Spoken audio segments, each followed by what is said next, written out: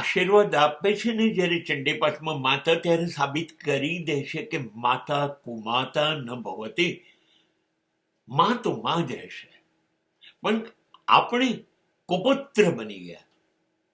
પુરુષો માના દીકરા ન બની શક્યા, માના આશીર્વાદને લજવી દીધા.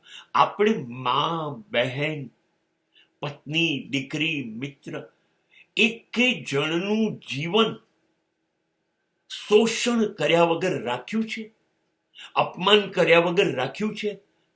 બધાનું જીવવું ઝેર કરી દીધું. આ લોકો જીવી નથી શકતા, એ સ્થિતિ આપણે કરી.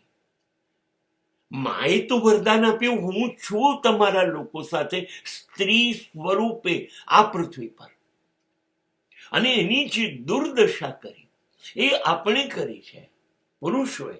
અને માટે પુરુષો ક્યારેય સુખી નહીં થઈ શકે. કેમ? માનવ વરદાનને આપણે શ્રાપ બનાવી દીધું.